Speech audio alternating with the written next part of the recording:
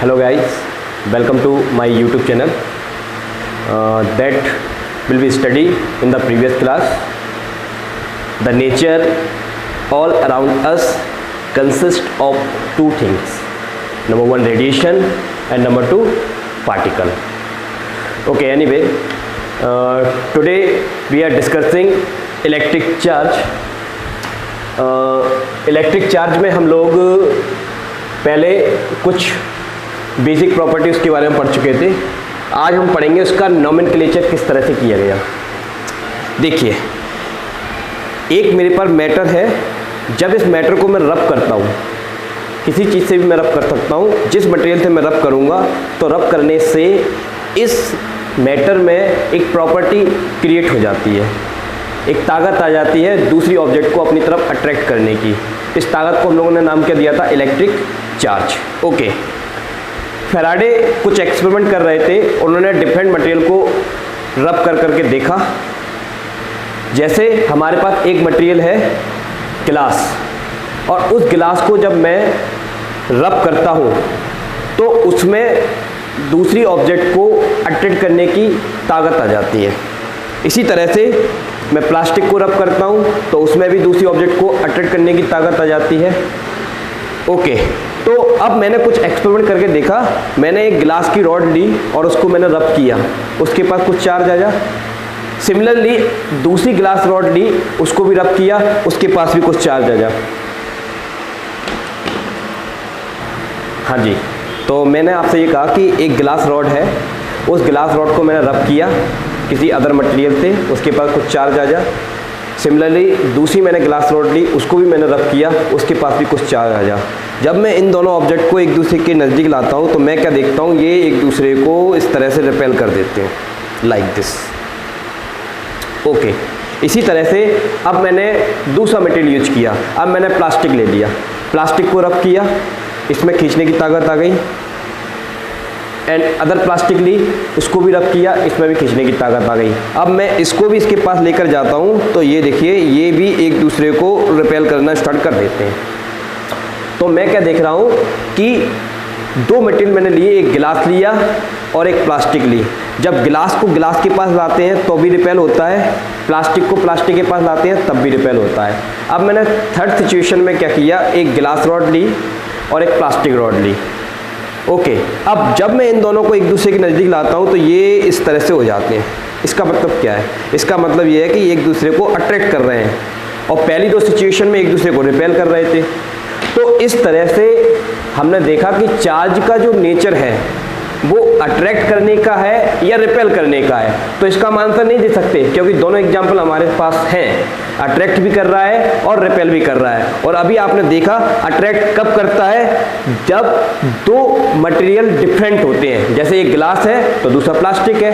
और रिपेल कब करता है? जब सेम मटेरियल होते हैं, गिलास गिलास और प्लास्टिक प्लास्टिक. ओके, तो इस तरह से चार्ज के पास दोनों तरह के नेचर होते हैं. वो रिपेल भी कर सकता है और अट्रैक्ट भी कर सकता है. तो फिर चार्ज कितने टाइप्स के हो सकते हैं? तो हमको मानना पड़ा कि चार्ज दो तरह के हो सकते हैं. ओके, इसके बारे में किसने बताया था? तो आंसर है बेंजामिन फ्रैंकलिन ने बताया था. Benjamin Franklin. अब बेंजामिन फ्रैंकलिन ने इसका नाम सोचा कि चार्ज का नाम क्या होना चाहिए.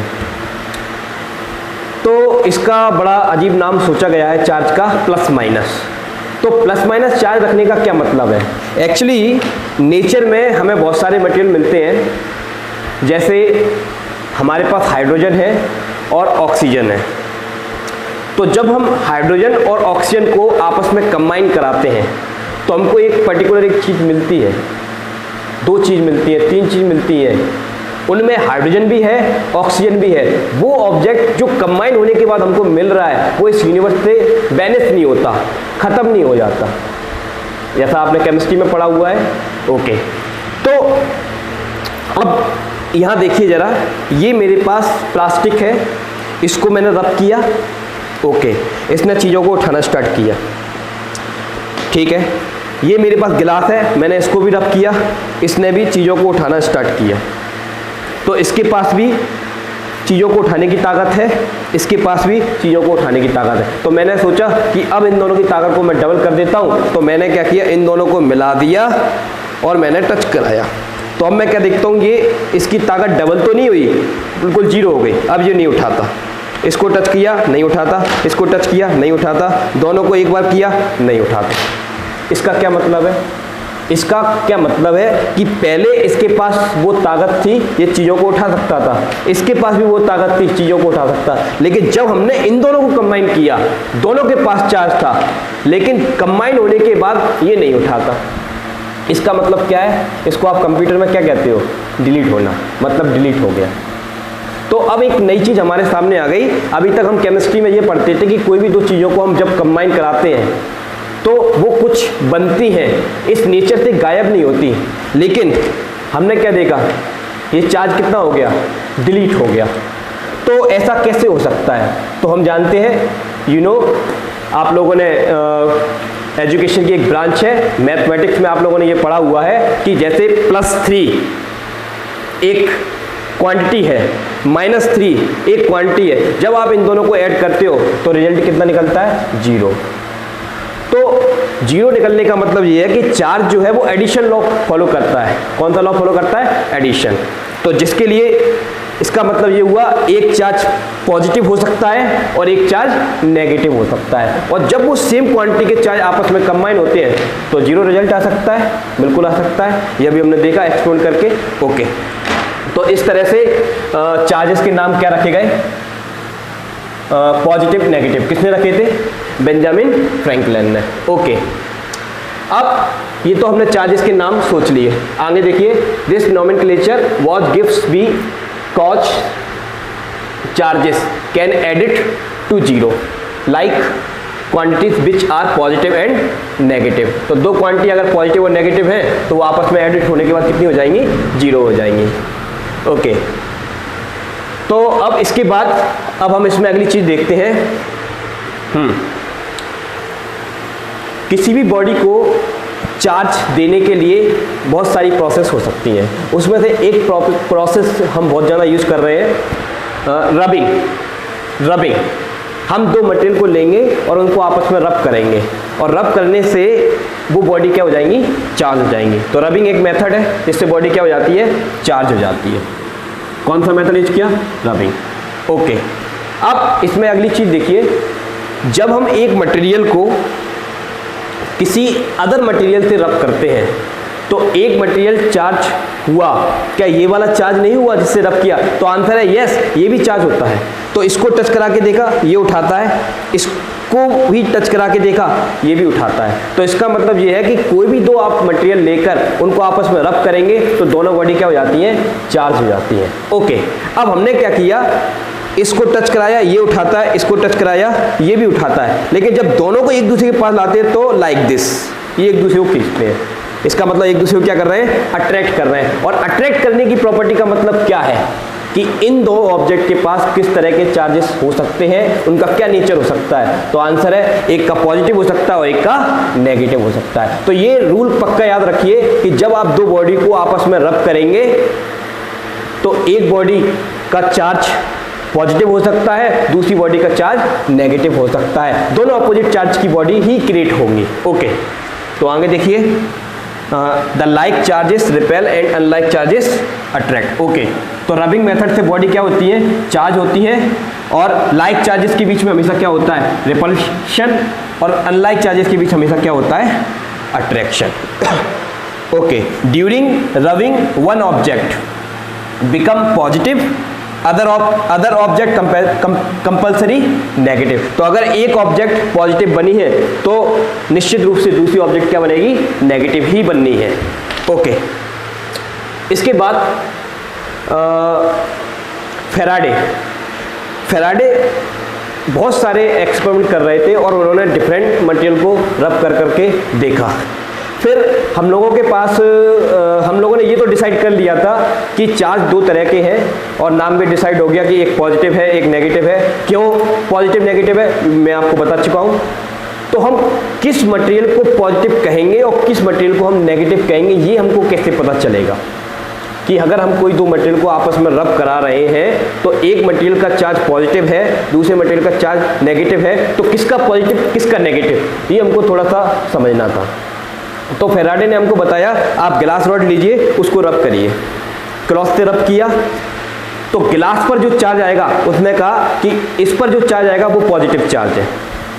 ओके, तो हमने मान लिया कि इस पर कौन सा चार्ज हो गया, पॉजिटिव चार्ज है। ठीक है, तो फिर जिससे अगर रब किया है उस पर कौन सा चार्ज आएगा, तो आंसर उस पर कौन सा आएगा, नेगेटिव। सिमिलरली अब हमने प्लास्टिक लिया, प्लास्टिक को रब किया क्लॉथ से, इसके पास जो चार्ज आया हमने बोला नेगेटिव, किससे रब किया, क्लॉथ से, तो इसके पास कौन सा होगा, पॉजिटिव। तो इस तरह से हमने दो स्टैंडर्ड बना लिए, एक गिलास जिस पर किसी अदर चीज से आप रब करोगे तो उस पर कौन सा चार्ज आएगा, ऑलवेज पॉजिटिव, और एक प्लास्टिक जिस पर अदर ऑब्जेक्ट से आप रब करोगे तो इस पर हमेशा कौन सा चार्ज आएगा, नेगेटिव। तो अब हमारे दो स्टैंडर्ड हो गए, एक गिलास पॉजिटिव चार्ज बॉडी, एक प्लास्टिक नेगेटिव चार्ज बॉडी। इसके बीच में जितनी बॉडी आएंगी वो उनके बीच के चार्जेस हमको देख के पता चल जाएंगे किसको किससे रब किया है। ओके, तो इस सिचुएशन को क्लियर कट समझाने के लिए फैराडे ने एक सीरीज बनाई जिसको हम बोलते हैं इलेक्ट्रोस्टैटिक सीरीज। तो आइए उस पर नजर डालते हैं एक बार। हाँ देखिए, this is electrostatic series. Electrostatic series में क्या है, two substance are rubbed together, former in series will be positive and other negative. तो जब आप दो ऑब्जेक्ट को आपस में रब करोगे तो एक को हमेशा पॉजिटिव बनना है और दूसरे को हमेशा क्या बनना है, नेगेटिव। अब इस सीरीज को हम लोगों ने इस तरह से एडजस्ट किया हुआ है कि ऊपर वाले मटेरियल से जब भी आप कोई नीचे वाला मटेरियल रब करोगे तो वो हमेशा नेगेटिव रहेगा और ऊपर वाला कैसा रहेगा, पॉजिटिव। ओके, इसमें हमने दो स्टैंडर्ड ले लिए, एक गिलास को स्टैंडर्ड मान लिया है और सल्फर को छोड़ दीजिए, एक प्लास्टिक को स्टैंडर्ड मान लिया है। और अभी आपको मैंने बताया कि प्लास्टिक गिलास पर ऑलवेज कौन सा चार्ज रहेगा, पॉजिटिव, किसी भी मटेरियल से रब करिए, और प्लास्टिक पे कौन सा चार्ज रहेगा, ऑलवेज नेगेटिव, ऊपर वाले किसी भी मटेरियल से रब करिए। अब देखिए जरा, मेरे को एक क्वेश्चन का आंसर दीजिए। जैसे गिलास से मैंने बूल को रब कराया, तो बताइए गिलास पर कौन सा चार्ज आएगा और बूल पर, ओके, तो आंसर है गिलास पर पॉजिटिव और बूल पर नेगेटिव। ओके, अब बूल को मैंने सिल्क से रब कराया, बूल को मैंने सिल्क से रब कराया, तो बताइए बूल पर कौन सा चार्ज आएगा और सिल्क पर, ओके, बूल पर पॉजिटिव और सिल्क पर नेगेटिव, क्योंकि बूल कहाँ आ रहा है, ऊपर, और सिल्क कहाँ आ रहा है, नीचे। ओके, तो हमारे दो स्टैंडर्ड हो गए, एक गिलास हो गया और एक प्लास्टिक हो गया। गिलास से आप किसी भी मटेरियल को रब कराइए, ऑलवेज गिलास पर पॉजिटिव और उसका अपोजिट क्या आ जाएगा, नेगेटिव। और प्लास्टिक से आप किसी मटेरियल को रब कराइए, अगर प्लास्टिक का हमने नेगेटिव माना है तो सबका क्या माना जाएगा, पॉजिटिव। ओके, तो ये हमारी इलेक्ट्रोस्टैटिक सीरीज क्या हो गई, तैयार हो गई। इसको आप ऐसे याद कर लेंगे, ठीक है। अच्छा, एक चीज़ ये है कि अगर हमारे पास एक मटेरियल है और उसके पास चार्ज है, तो हम उस मटेरियल को देखकर ये नहीं बता सकते कि उस पर कौन सा चार्ज है। जैसे आपके सामने एक लाइन है और मैं आपसे बोलता हूँ ये लाइन छोटी है बड़ी है, तो आप नहीं बता पाओगे, क्यों, क्योंकि जब तक आपके सामने दूसरी लाइन नहीं होगी तब तक आप नहीं बता पाओगे ये इससे बड़ी है या फिर इससे छोटी है। तो हमको दूसरी लाइन बतानी होगी तो हम बता पाएंगे कि छोटी है या बड़ी है। सिमिलरली अगर आपके पास दो मटेरियल होंगे तो आप उनको रब कराओगे तो आप बता पाओगे कौन सा पॉजिटिव है कौन सा नेगेटिव है। तो कितने मटेरियल कंपलसरी चाहिए हमको, दो। ओके, इसके बाद इसको और अच्छे से क्लियर करने के लिए हम लोगों ने एक इंस्ट्रूमेंट बनाया जिसको हम बोलते हैं इलेक्ट्रोस्कोप। इलेक्ट्रोस्कोप क्या करता है, ये हमारी हेल्प करता है। किस काम में हेल्प करता है, प्रेजेंस बताता है किसकी, इलेक्ट्रिक चार्ज की। इलेक्ट्रिक चार्ज किसी बॉडी पर है या नहीं है, ये हमको कौन बताएगा, इलेक्ट्रोस्कोप बताएगा। तो देखिए इस इलेक्ट्रोस्कोप क्या होता है, इसमें हमारे पास एक मेटल की रिंग होती है जिसमें हम एक मेटल की रॉड लगा देते हैं। ओके, अब इस मेटल की रॉड के साथ हमने यहाँ पर गोल्ड फॉयल लीफ यूज की है, गोल्ड की पतली पतली लीफ यूज करी है। जैसे आपने मिठाई वगैरह देखी होगी, उस पर ऊपर रैप लगा रहता है, रैपर सा पतला सा, उतनी बारीक हमें इसमें ली है, या वो सिगरेट का फॉयल होता है उतना बारीक हम इसमें यूज करते हैं। ओके, इसको इसके साथ कनेक्ट कर दिया और एयर का डिस्टर्बेंस ना हो, उससे बचने के लिए हमने इसको ग्लास की एक पॉट में रख दिया। ओके, अब इसका बेनिफिट क्या है वो जरा देखिए। इसका बेनिफिट इस तरह से है, जैसे हमारे पास हमने लिया गिलास। ओके, गिलास को मैंने रब किया।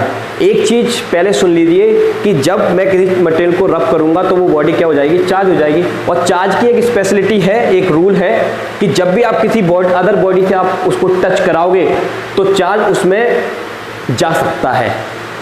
ओके, अब वो बॉडी कैसी है कि चार्ज उसमें जाएगा या नहीं जाएगा वो हम नेक्स्ट क्लास में देखेंगे। तो अभी मैंने उनमें से एक बॉडी ली है मेटल, और मेटल में चार्ज मूव कर सकता है। तो मैंने गिलास को लिया और उसको रब कराया, और रब कराकर मैंने इस पर टच कर दिया। और आप जानते हैं कि इस पर कौन सा चार्ज होता है, पॉजिटिव। तो ये पॉजिटिव चार्ज किसको मिल गया, इसको मिल गया, इस तरह से। तो पूरी बॉडी कैसी हो गई, पॉजिटिवली चार्ज हो गई, धनावेशित हो गई। अच्छा, अब पॉजिटिव के बीच क्या होता है, रिपल्सन होता है, प्रतिकर्षण होता है। तो इन प्लेटों का क्या होगा, तो आंसर है ये इस तरह से फैल जाएंगी। ओके, तो अब ये फैल गई क्योंकि इनके बीच में क्या हो रहा है, रिपल्सन। क्यों रिपल्सन हो रहा है, क्योंकि सेम चार्ज है। ओके, ये हमने अभी किसको टच कराया, गिलास को। ठीक, अब हम दूसरी बॉडी लेकर आए, इसको भी हमने रब किया और हमको पता लगाना है इस पर कौन सा चार्ज है। तो इसके लिए अब हमने इसको टच कराया, और टच कराकर हमने देखा ये वापस इसी सिचुएशन में आ गई। तो बताइए इस पर कौन सा चार्ज है, तो आंसर है यस, इस पर नेगेटिव है, क्योंकि पॉजिटिव टच कराया तो ये फैल गई थी, और जब इसको टच कराया तो ये वापस आ गई। तो ऑलवेज इस पर कौन सा चार्ज होगा, नेगेटिव। नेगेटिव होना ही चाहिए, तभी तो इसके पॉजिटिव को उसने कितना कर दिया, 0 कर दिया, इसलिए वो वापस आ गई। और देखिए फिर से इसको हमने प्लास्टिक से टच कराया, तो प्लास्टिक से टच कराने पर इस पर कौन सा चार्ज आ गया, नेगेटिव, इस तरह से। ओके, अब नेगेटिव आ जाएगा तो ये फिर से रिपेल होकर फैल जाएंगी। अब हमने दूसरा मटेरियल लिया, इसको रब किया और इसको टच कराया। टच कराने पर हमने देखा ये और फैल गई, इतना ज़्यादा फैल गई। इसका मतलब क्या है, इस पर कौन सा चार्ज होगा, तो आंसर इस पर नेगेटिव चार्ज होगा। नेगेटिव होगा इसलिए इस पर चार्ज की क्वांटिटी और बढ़ गई, तो ये और फैल गई। तो इलेक्ट्रोस्कोप हमारी हेल्प करता है किसके लिए, कि किसी बॉडी पर कौन सा चार्ज है, पॉजिटिव चार्ज है या नेगेटिव चार्ज है। लेकिन उसके लिए कितने स्टैंडर्ड है हमारे पास, 2, एक गिलास और एक प्लास्टिक। तो पहले हम गिलास से टच कराएंगे, उसके बाद अदर मटेरियल को ला के टच कराकर हम पता लगा सकते हैं किस पर पॉजिटिव चार्ज है, किस पर नेगेटिव चार्ज है। ओके, तो इस तरह से ये इलेक्ट्रोस्कोप हमारा वर्क करता है। इसके बाद हमारी साइंस और आगे बढ़ी, फिर हमने ये सोचना स्टार्ट किया कि ये चार्ज जो होता है वो कहाँ से आता है। तो फिर हम लोगों ने देखा कि ये मटेरियल है, इसको मैंने रब कराया, रब कराने पर इस पर चार्ज आता है। तो चार्ज का मेन रूट क्या है, तो हमने इस बॉडी को तोड़ना स्टार्ट किया। तोड़ते गए तोड़ते गए तोड़ते गए तोड़ते गए, हमको मॉलिक्यूल मिला। अब मॉलिक्यूल मिला हमको, ओके।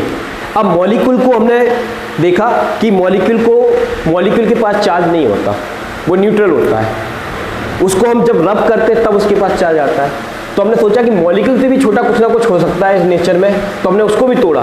तो उसको तोड़ने पर हमको क्या मिलता है, एटम, परमाणु मिलता है। तो हमने देखा परमाणु के पास भी चार्ज नहीं होता, वो भी क्या होता है, न्यूट्रल होता है। इसके बाद हम लोगों ने ये सोचा कि एटम से भी छोटा, परमाणु से भी छोटा कुछ और होना चाहिए नेचर में। तो बाद में इसके और भी एक्सपेरिमेंट आप लोगों ने पढ़े होंगे, vacuum tube experiment, cathode ray experiment, जिसमें इलेक्ट्रॉन की खोज हुई।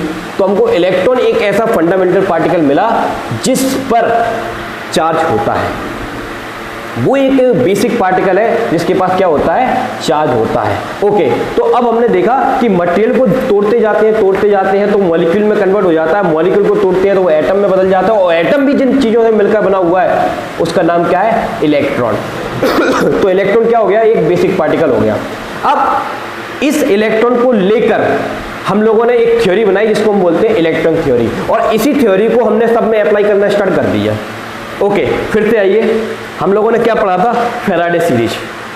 हम ये कहते थे कि गिलास को इससे रब करते हैं तो इस पर चार्ज आता है, इस पर पॉजिटिव आता है, इस पर नेगेटिव आता है। तो उसका रूट क्या है, तो अभी मैंने आपको बताया इलेक्ट्रॉन। तो देखिए ये मेरे पास गिलास है, गिलास पर पॉजिटिव चार्ज आ गया, इसको मैंने किससे रब किया? बूल से। तो इसका मतलब ये है कि गिलास को जब मैं बूल से रब करता हूं तो गिलास पर पॉजिटिव आता है, तो इसका मतलब बूल ने क्या किया होगा? इसके इलेक्ट्रॉनों को अपनी तरफ खींच लिया होगा, इसलिए बूल कैसा हो गया? नेगेटिव, और गिलास कैसा हो गया? पॉजिटिव। ओके, फिर से अब मैंने इसी बूल को प्लास्टिक से रब किया। जब मैं प्लास्टिक से रब करता हूं तो मैं क्या देखता हूं? प्लास्टिक पर नेगेटिव चार्ज आता है और बूल पर पॉजिटिव आता है। तो इसका मतलब क्या है? प्लास्टिक ने बूल में से इलेक्ट्रॉन खींच लिए, इसलिए ये नेगेटिव हो गया और ये कैसा हो गया? पॉजिटिव हो गया। ओके, ठीक है। तो इस तरह से चार्ज का बेसिक मीनिंग क्या है? चार्ज किसके पास होता है? तो आंसर है चार्ज इलेक्ट्रॉन के पास होता है। और एक इलेक्ट्रॉन एक पार्टिकल है, एक बेसिक पार्टिकल है, फंडामेंटल पार्टिकल है, जिससे पूरा नेचर बना हुआ है। ओके, तो अब हम आते हैं अपनी एक बड़ी ही इंपॉर्टेंट थ्योरी पर, जिसको हम बोलते हैं इलेक्ट्रॉन थ्योरी। अब देखिए, इलेक्ट्रॉन थ्योरी में पहला पॉइंट हम लोगों ने किस तरह से बनाया। तो चूंकि उस समय हम एटम की खोज कर चुके थे, तो हमको पता था कि एटम के अंदर दो पार्टिकल्स होते हैं। एक का नाम एक क्या होता है? न्यूक्लियस होता है, जिस पर पॉजिटिवली चार्ज होता है, और एक इलेक्ट्रॉन होता है जिस पर नेगेटिव चार्ज होता है। तो इलेक्ट्रॉन थ्योरी का पहला पॉइंट क्या बन गया कि न्यूक्लियस पर कौन सा चार्ज होगा? पॉजिटिव, और इलेक्ट्रॉन पर कौन सा चार्ज होगा? नेगेटिव। राइट।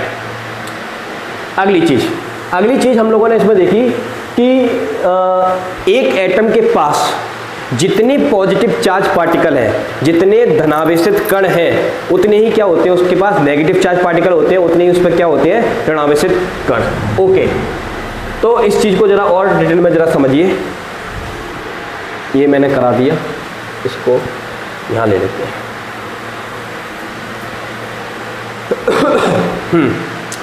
इस चीज को जरा समझिए कि they are equal in number, net charge of atom is 0। Net charge of atom 0। इसका क्या मतलब है? 0 होने का क्या मतलब है? तो 0 होने का मतलब ये है कि उसके पास नंबर कैसे हैं? इक्वल है। इक्वल होने का मतलब जितने पॉजिटिव पार्टिकल है उतने ही क्या है? नेगेटिव पार्टिकल है। इसलिए एटम का नेट चार्ज क्या होता है? 0 होता है। ठीक है। अब इसमें अगला पॉइंट हम इस तरह से बनाएंगे। एक हम प्रोसेस क्या कर रहे हैं? हम इलेक्ट्रॉन को एक्सचेंज करने की प्रोसेस क्या कर रहे हैं? तो आंसर है बार बार हम रबिंग कर रहे हैं। तो रब करने का मतलब क्या होता है? रब करने का मीनिंग क्या है? देखिए, ये हमारे पास एक बॉडी है, ये हमारे पास एक दूसरी बॉडी है। ओके, तो अगर ये बॉडी है तो इसके आउटर पर इलेक्ट्रॉन्स होंगे, इसके भी आउटर पर क्या होंगे? इलेक्ट्रॉन होंगे। तो ये हमने एक बॉडी को दूसरी बॉडी से टच करा दिया। तो ये जरूरी नहीं है ये इलेक्ट्रॉन इस इलेक्ट्रॉन पर ही पड़े, उनके बीच में इतना स्पेस होता है, उनके बीच में वो फंस भी सकते हैं। तो इस तरह से इसमें इलेक्ट्रॉन लॉक हो गए, इस तरह से गड्ढे में आ गए। अब रब करने का मीनिंग क्या होता है? रब करने के लिए हमको ऐसे करना पड़ेगा या ऐसे करना पड़ेगा? तो आंसर हम ऐसे करेंगे। तो जब हम इसको ऐसे करते हैं तो ये इलेक्ट्रॉन आपस में क्या हो जाते हैं? लॉक हो जाते हैं। अब इसको लॉक कर लिया। अगर इसकी पावर ज़्यादा होगी तो ये इसको खींच के ले जाएगा, और इसकी ताकत ज़्यादा होगी तो ये इलेक्ट्रॉन को अपने पास खींच के रख लेगा। तो दोनों ही सिचुएशन में इलेक्ट्रॉन या तो जाएगा या फिर इलेक्ट्रॉन आ जाएगा। ओके, ये कब हुआ? रबिंग प्रोसेस पर। अब इसको जरा ध्यान से समझिए, ऐसा होने से क्या होता है। देखिए, ये हमारे पास एक बॉडी है, बॉडी ए, इसके पास 10 पॉजिटिव चार्ज पार्टिकल है, 10। तो इसका मतलब ये है, इलेक्ट्रॉन थ्योरी क्या कहती है? अगर 10 पॉजिटिव चार्ज पार्टिकल है तो 10 ही क्या होंगे? नेगेटिव चार्ज पार्टिकल होंगे। ओके, एक दूसरी बॉडी है, अनदर बॉडी बी, इसके पास 8 पॉजिटिव चार्ज पार्टिकल है। तो इलेक्ट्रॉन थ्योरी क्या कहती है? इसके पास 8 ही नेगेटिव चार्ज पार्टिकल होंगे। ओके, अब हमने इन दोनों को रब कराया। तो रब कराने पर इसके पास 10 पॉजिटिव थे, इसके पास 8 पॉजिटिव थे। तो जब हमने इसको आपस में रब कराया तो इसमें से एक इलेक्ट्रॉन निकल गया। तो बताइए इस पर कितने इलेक्ट्रॉन आ गए? सॉरी, एक इलेक्ट्रॉन निकल गया तो इस पर कितने इलेक्ट्रॉन बचे? 9। और वो एक इलेक्ट्रॉन किसको मिल गया? इसको मिल गया। तो इसके इलेक्ट्रॉन कितने हो गए? 10। इसके नेगेटिव चार्ज पार्टिकल कितने हो गए? 10। और इसमें से एक इलेक्ट्रॉन निकल चुका है तो 9। फिर से इन दोनों को हमने आपस में रब कराया। तो पहले कितने थे? 10 थे, एक इलेक्ट्रॉन निकल गया तो यहाँ कितने बचे? 9। ओके, 9 बचे। ठीक, और वो एक इलेक्ट्रॉन किसके पास आ गया? इसके पास आ गया। तो पहले इसके पास कितने थे?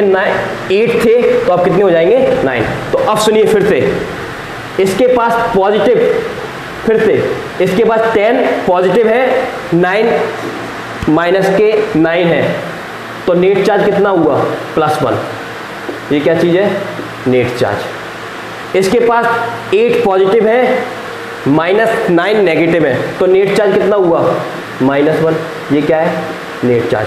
अब दोबारा से समझिए, इसके पास टोटल पॉजिटिव चार्ज कितने? 10, टोटल नेगेटिव चार्ज कितने? -9, लेकिन नेट चार्ज कितना? +1। इस बॉडी के पास टोटल पॉजिटिव चार्ज कितने? +8, नेगेटिव चार्ज कितने? -9, लेकिन नेट चार्ज कितना? -1। तो इस तरह से जब हम दो बॉडी को रब करते हैं तो एक बॉडी हमेशा पॉजिटिवली चार्ज होती है और एक बॉडी हमेशा नेगेटिवली चार्ज होती है। तो किसी बॉडी का परमानेंटली चार्ज होना क्या है? टोटल चार्ज नहीं है, नेट चार्ज है। नेट चार्ज होगा तभी हम उस बॉडी को क्या मानेंगे? वास्तविकता में चार्ज होना मानेंगे। क्योंकि देखिए, एक एटम न्यूट्रल है। न्यूट्रल एटम का क्या मतलब है? न्यूट्रल एटम का मतलब ये नहीं है कि उसके पास 0 चार्ज है, उसके पास चार्ज है। कितना? जैसे ऑक्सीजन, उसमें टोटल चार्ज कितना होता है? 16, तो उसमें 8 पॉजिटिव है और 8 ही क्या है? नेगेटिव है, इसलिए टोटल चार्ज कितना हो गया? 16। लेकिन नेट चार्ज कितना है? 0। इसलिए एटम को हम क्या बोलते हैं? न्यूट्रल बोलते हैं। वही चीज मैंने अभी पहले इन दोनों पर सेम चार्ज थे, रबिंग करने पर एक पॉजिटिव हो गया और एक नेगेटिव हो गया।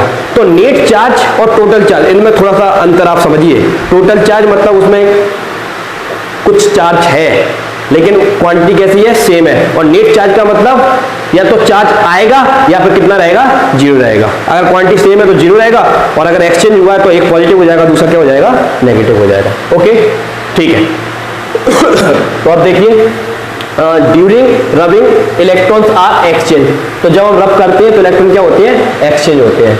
इसको हमने इससे एक्सप्लेन किया, तो this explain developing opposite charges. तो हमेशा चार्जेस कैसे हो जाते हैं? अपोजिट चार्ज डेवलप होते हैं। ओके, इसके बाद इसमें अब अगली चीज देखिए कि जब हम दो बॉडी को रब कराते हैं, क्या कराते हैं? रब, दो ऑब्जेक्ट को, तो एक ऑब्जेक्ट से इलेक्ट्रॉन निकलेगा और दूसरी ऑब्जेक्ट पर इलेक्ट्रॉन मिलेगा। तो जिस ऑब्जेक्ट से इलेक्ट्रॉन निकलता है वो ऑब्जेक्ट कैसी हो जाती है? नेगेटिव। इसका मतलब उस पर इलेक्ट्रॉन की क्या हो गया? एक्सेस, इलेक्ट्रॉन की बढ़ोतरी हो गई, बढ़ गया एक्सेस। और जिस बॉडी को फिर से जिस बॉडी को इलेक्ट्रॉन मिलता है वो तो नेगेटिव हो जाती है, और नेगेटिव होने का मतलब वो बॉडी कैसी हो गई है? एक्सेस हो गई है, इलेक्ट्रॉन की बढ़ोतरी हो गई है। और जिस बॉडी से इलेक्ट्रॉन निकल चुका है, यानी कि उसमें इलेक्ट्रॉन क्या हो गया? लूज हो गया है, तो वो बॉडी कैसी हो जाएगी? पॉजिटिव। फिर से सुनिए, एक ऑब्जेक्ट से इलेक्ट्रॉन निकल गया तो इस पर इलेक्ट्रॉन की क्या हो गई? कमी हो गई, तो इसलिए इसको क्या कहेंगे? पॉजिटिव चार्ज बॉडी, धनावेशित बॉडी।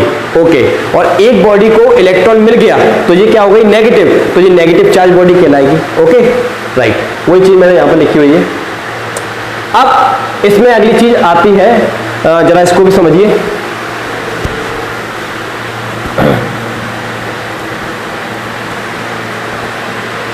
हमारे पास दो चार्ज पार्टिकल है, एक प्रोटॉन है और एक इलेक्ट्रॉन है।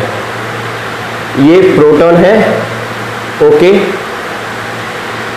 अब मैं आपसे एक क्वेश्चन कर रहा हूं कि मैं इस बॉडी को इस बॉडी से रब कराना चाहता हूं और इस बॉडी को मैं पॉजिटिवली चार्ज बॉडी बनाना चाहता हूं, धनावेशित पदार्थ में बनाना चाहता हूं।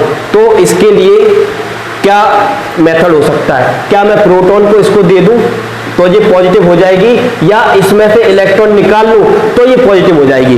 कौन सा मेथड सही रहेगा? तो आंसर है दोनों ही हम कर सकते हैं, दोनों प्रोसेस हम कर सकते हैं। प्रोटॉन को भी दे सकते हैं और इलेक्ट्रॉन को निकालकर भी पॉजिटिव करा सकते हैं। लेकिन एक प्रॉब्लम है कि ये जो हम काम करते हैं, और कोई भी काम करने पर सम एनर्जी क्या होती है? यूज होती है, कुछ ना कुछ एनर्जी यूज होती है। तो जब हम प्रोटॉन को किसी को देंगे तो हमको बहुत ज्यादा वर्क करना पड़ता है। इसका मतलब बहुत ज्यादा एनर्जी क्या होती है?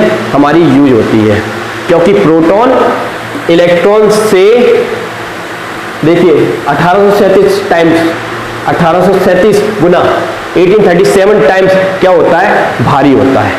इसलिए प्रोटॉन को किसी भी ऑब्जेक्ट को देने में हमको ज्यादा खर्च करना पड़ेगा एनर्जी को, जबकि इलेक्ट्रॉन को किसी बॉडी को देने में हमको खर्च नहीं करना पड़ता। तो तो इससे कंक्लूजन क्या निकला? कंक्लूजन ये निकला कि अगर हम किसी बॉडी को चार्ज कराना है तो इलेक्ट्रॉन को ही हमको देना पड़ेगा या इलेक्ट्रॉन को उसमें से निकालना पड़ेगा। जैसे नंबर 1, एक बॉडी पॉजिटिव चार्ज है तो इसका मतलब क्या है, इसमें से हमने इलेक्ट्रॉन को निकालकर दूसरी बॉडी पर भेज दिया होगा। ओके, एक बॉडी नेगेटिव चार्ज है तो इसका मतलब क्या है, इसके पास कौन आया होगा, इलेक्ट्रॉन आया होगा। तो इलेक्ट्रॉन को ही हम निकाल सकते हैं या इलेक्ट्रॉन को ही हम दे सकते हैं। तो दोनों ही सिचुएशन में चलना किसको पड़ेगा, इलेक्ट्रॉन को। प्रोटॉन नहीं चलता, प्रोटॉन अपनी जगह पे ही रहता है। ठीक है, ओके, तो इस चीज को हम जरा लिख लेते हैं। हाँ, when needed it is electron which moved wing 1837 times lighter than proton. Okay, electron से प्रोटॉन कितने टाइम भारी होता है, इतने टाइम भारी होता है। ओके, और किसी भी बॉडी को चार्ज करने के लिए रिस्पॉन्सिबल कौन है, तो आंसर है only for only electron is responsible for electrification. विद्युतीकरण के लिए, विद्युतीकरण का मतलब क्या है, किसी चीज को जब आप रब कराओगे तो रब करने पर वो चार्ज हो जाएगी और उसको चार्ज बनाने में पूरा जिम्मा किसका होता है, पूरी रिस्पॉन्सिबिलिटी किसकी होती है, इलेक्ट्रॉन की। ओके, उसी को क्या कहते हैं, इलेक्ट्रिफिकेशन कहते हैं। इसके बाद इलेक्ट्रॉन, अब इलेक्ट्रॉन जो होता है उसको मूव करने के लिए एक मटेरियल चाहिए। अगर मटेरियल होगा तो वो मूव कर जाएगा, पर अगर रास्ते में मटेरियल नहीं होगा तो मूव नहीं कर सकता। तो इससे एक रिजल्ट क्या निकलता है कि charge is always carried on particle. तो चार्ज किसके पास होता है, पार्टिकल के पास होता है। अगर पार्टिकल नहीं होगा तो चार्ज भी नहीं होगा। तो इलेक्ट्रॉन एक पार्टिकल है इसलिए उसके पास चार्ज है, और अगर वो पार्टिकल ही नहीं होगा नेचर में तो चार्ज नहीं होगा। ओके, और वैक्यूम में ये चार्ज मूव नहीं कर सकता, तो मैंने लिख दिया in vacuum charge can not move. Okay, अब इसके बाद एक बड़ी इंपॉर्टेंट चीज हमको इसमें पढ़नी है इलेक्ट्रिक थ्योरी में, charge and mass relation. Charge और मास का आपस में क्या रिलेशन है। देखिए, ये मेरे पास एक ऑब्जेक्ट है, मान लीजिए ये है, इसको मैंने चार्ज करना है और मैं ये कहता हूं कि इसको चार्ज कर दीजिए, लेकिन इसमें कोई चीज आए मत, और चार्ज कर दीजिए। अब इसमें कोई चीज आएगी नहीं तो ये चार्ज कैसे हो सकता है। कोई मटेरियल, इलेक्ट्रॉन, अभी तक की जितनी भी हमने इसकी स्टोरी पढ़ी है, जितनी भी थ्योरी पढ़ी है, उसमें इलेक्ट्रॉन को ही जाना पड़ेगा। इलेक्ट्रॉन बैठेगा तो वो चार्ज होगा और इलेक्ट्रॉन निकल जाएगा तो वो डिस्चार्ज ही माना जाएगा। तो मैं आपसे ये कह रहा हूं कि इस बॉडी को चार्ज करिए लेकिन कुछ आए मत, तो ये चार्ज हो सकती है, तो आंसर इम्पॉसिबल है। जब तक इलेक्ट्रॉन इसके पास आकर नहीं बैठेगा जब तक ये चार्ज नहीं हो सकती। जैसे सन से मैं चाहता हूं कि अर्थ पर इलेक्ट्रिक चार्ज आ जाए, तो आ सकता है क्या, आंसर है आ सकता है, अगर रास्ते में हम उसको क्या दे दे, मटेरियल दे दे। लेकिन रास्ते में कोई मटेरियल नहीं है, क्या है, वैक्यूम है, इसलिए सन से चार्ज नहीं आ सकता अर्थ पर, इसलिए चार्ज नहीं आता। क्योंकि चार्ज को मूव करने के लिए क्या चाहिए, एक मटेरियल मीडियम चाहिए। ओके, तो अगर मुझे किसी बॉडी को चार्ज करना है तो एक मटेरियल को मुझे भेजना ही पड़ेगा उस बॉडी पर। अब अगर मटेरियल किसी बॉडी पर जा रहा है तो मटेरियल के पास कितनी प्रॉपर्टी होती है, और चूंकि मैं इलेक्ट्रॉन की बात कर रहा हूं, इलेक्ट्रॉन थ्योरी में हम सारी चीजें किससे एक्सप्लेन कर रहे हैं, ओनली इलेक्ट्रॉन से एक्सप्लेन कर रहे हैं। तो इलेक्ट्रॉन के पास कितनी चीजें हो सकती है, चूंकि वो पार्टिकल है तो उसकी एक कैरेक्टरिस्टिक क्या है, चार्ज, मतलब उसके पास आवेश है। तो दूसरी कैरेक्टरिस्टिक क्या होगी, उसके पास मास है, यानी कि द्रव्यमान है। तो इलेक्ट्रॉन के पास चार्ज भी है और मास भी है। तो जब इलेक्ट्रॉन एक बॉडी से दूसरी बॉडी में जाता है तो वो अपने साथ चार्ज के साथ क्या लेकर जाता है, मास भी लेकर जा सकता है, लेकर जाएगा ही। तो ऐसा नहीं हो सकता कि अगर हमने इलेक्ट्रॉन को यहां भेजा है तो वो मास यहीं पर छोड़ जाए, चार्ज यहां पर ले आए, तो ऐसा नहीं हो सकता, it is not possible. Okay, तो अगर इलेक्ट्रॉन जाएगा तो उसके साथ मास भी जाएगा। अब इससे रिलेटिव कुछ क्वेश्चन सुनिए। एक बॉडी नेगेटिवली चार्ज है, नेगेटिवली चार्ज होने का मतलब क्या है, नेगेटिवली चार्ज होने का मतलब ये है कि कहीं पर आपने इसको रब किया, इसमें इलेक्ट्रॉन आकर बैठ गया तो ये नेगेटिव चार्ज हो गई, और जिस बॉडी से आपने रब किया वो कैसी हुई होगी, पॉजिटिवली चार्ज होगी। तो अब मुझे बताइए ये वाली पॉजिटिव चार्ज बॉडी ज्यादा भारी है या नेगेटिव चार्ज बॉडी ज्यादा भारी है, तो आंसर है यस, इस पर इलेक्ट्रॉन आकर बैठा है इसलिए ये नेगेटिव हुई है। तो इसका मतलब ये है कि इलेक्ट्रॉन जब आकर बैठेगा तो उसके साथ कौन आकर बैठ जाएगा, मास।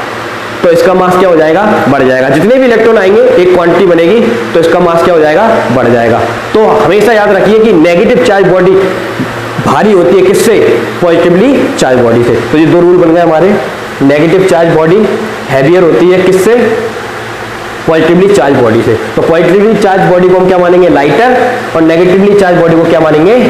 हैवियर। ओके, ये आप जो इतना कुछ पढ़ रहे हैं छोटा छोटा नॉलेज, आप ये मत सोचिए कि ये नॉलेज हमारे एग्जाम में काम आएगा, बोर्ड में काम आएगा, हाफ एनडी में काम आएगा, ये आपके आईआईटी तक काम में आएगा।